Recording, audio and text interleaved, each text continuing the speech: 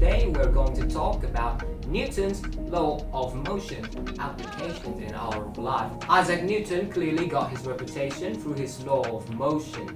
His laws pretty much talk about the relationship between an object and the forces acting on it. There are three of Newton's law of motion. First law, second law, third law. That's it. Nothing fancy on the names here. Let's start with the first one, which is Newton's first law of motion. Newton's first law, also called the Law of Inertia, states that any object at rest or moving speed, constant speed, will remain rest or continue moving at the same speed if there is no force acting upon it. The first example that I'm going to execute and explain is this. As you can see, my chair happens to have a set of wheels, which means I can move it around. As I was moving forward, my body tried to stay where it was. This is the same phenomenon with a car being accelerated abruptly, where passengers inside will feel like they were being pulled back.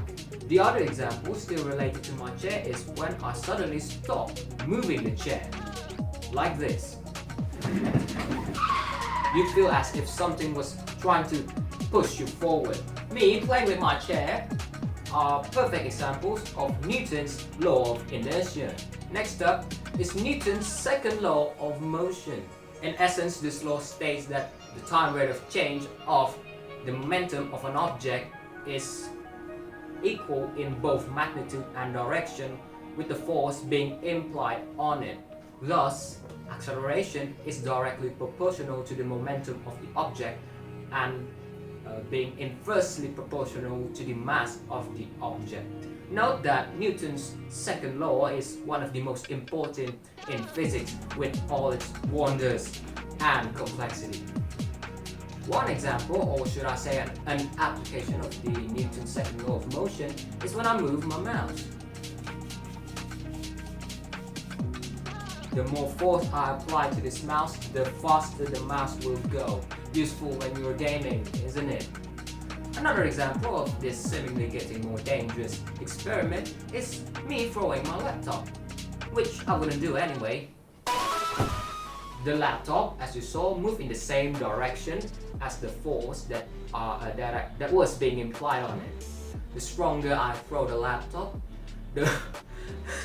the further away the laptop will go. Enough example of Newton's second law. Let's jump next to the final law, the third law. Newton's third law, also called the Law of Action and Reaction, states that when two objects interact, they apply force to each other. The forces are equal in magnitude and opposite in direction. Basically, you would get punched back if you were to punch someone in their face. A very simple example of this law is me jumping. When I pushed my feet gave forces to the floor beneath. Therefore, the floor also gave an exact amount of force just in the opposite direction. That resulted with my body being pushed into the air.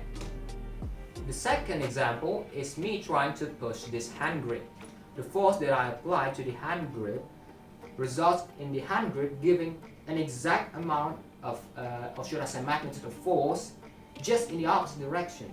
Yeah, I think that's all from me. I'm sorry for the cuts, since I'm trying to shorten the video as short as I possibly could, so that you won't have to watch 5 or possibly 10 minutes of videos explaining about physics. Yeah, that's kind of boring if I'm gonna be honest. I'll see you next time.